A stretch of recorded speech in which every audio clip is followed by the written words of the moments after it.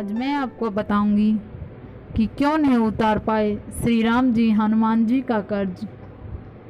श्री राम जी लंका पर विजय प्राप्त करके आए तो कुछ दिन पश्चात राम जी ने विभीषण, जामवंत, सुग्रीव और अंगद आदि को अयोध्या से विदा कर दिया।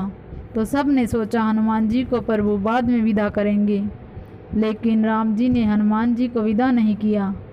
अब प्रजा बात बनाने लगी कि क्या बात है कि सब गए परंतु अयोध्या से हनुमान जी नहीं गए। अब दरबार में कानाफूसी शुरू हुई कि हनुमान जी से कौन कहे जाने के लिए। तो सबसे पहले माता सीता की बारी आई कि आप ही बोलो हनुमान जी चले जाएं। माता सीता बोली, मैं लंका में विकल पड़ी थी तो एक एक दिन एक एक कल्प के समान बीत रहा था। वो तो हनुमान जी थे जो प्रभु मुद्रिका लेके गए और धीरज बंधवाया कि कछुक दिवस जननी धरु धीरा, कपिना सहित अहि रघुवीरा, निशिचर मारी तो ही ले जही, तिहुपुर नारद दादी जसु गेही। मैं तो अपने बेटे से बिल्कुल भी नहीं बोलूँगी अयोध्या छोड़कर जाने के लिए, आप किसी से बुलवा लो। अब बारी आई लखन जी की तो लक्ष्मण जी ने कहा, मैं तो लंका के रणभूमि में वैसे ही मरणासन अवस्था में पड़ा था, पूरा रामदल विलाप कर रहा था।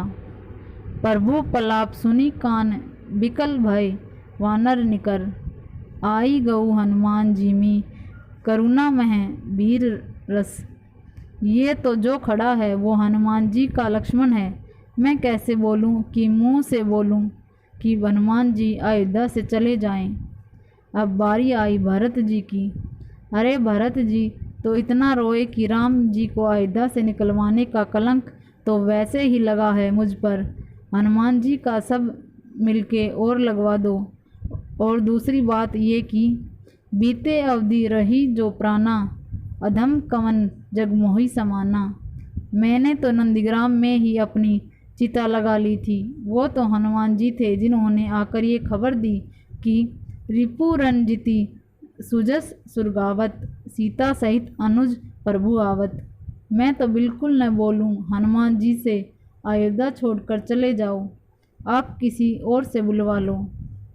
अब बचा कौन, सिर्फ शत्रुघ्न भैया। जैसे ही सब ने उनकी तरफ देखा तो शत्रुघ्न भैया बोल पड़े, मैंने तो पूरी रामायण में कहीं नहीं बोला तो आज ही क्यों बोलवा रहे हो, और वो भी हनुमान जी को अयोध्या से निकलवाने के लिए, जिन्होंने माता सीता, लखन भैया, भरत भैया के प्राणों को संकट से उबारा हो। किसी अच्छे काम के लिए कहते बोल भी देता, मैं तो बिल्कुल भी न बोलूं। अब बचे तो मेरे राघवेंद्र सरकार। माता सीता ने कहा, प्रभु आप तो तीनों लोकों के स्वामी हो और देखती हूँ आप हनुमान जी से सकुचाते और हैं, और आप खुद ही कहते हो कि प्रति उपकार करो का तोरा, सन्मुख होई न सकत न मोरा। आखिर आपके लिए क्या उदय है प्रभु। राघव जी ने कहा, देवी कर्जदार जो हूँ हनुमान जी का, इसलिए तो सन्मुख होई न सकत मन मोरा। देवी हनुमान जी का कर्जा उतारना आसान नहीं है। इतनी सामर्थ्य राम में नहीं है जो राम नाम में है, क्योंकि कर्जा उतारना भी तो बराबरी का ही पड़ेगा ना। यदि सुनना चाहती हो तो सुनो, हनुमान जी का कर्जा कैसे उतारा जा सकता है। पहले हनुमान विवाह करे, लंकेश हरे इनकी जब नारी, मुंदरी ले रघुनाथ चले, निज पौरुष लागी आगम में वो जेवारी। आई कहीं सुधी सोच हरे, तन से मन से होई जाए उपकारी, तब रघुनाथ चुकाई सके ऐसी हनुमान की दिव्य उधारी। देवी इतना आसान नहीं है हनुमान जी का कर्जा चुकाना। मैंने ऐसे ही नहीं कहा था कि सुन सुत तो ही उर्नी में नाही।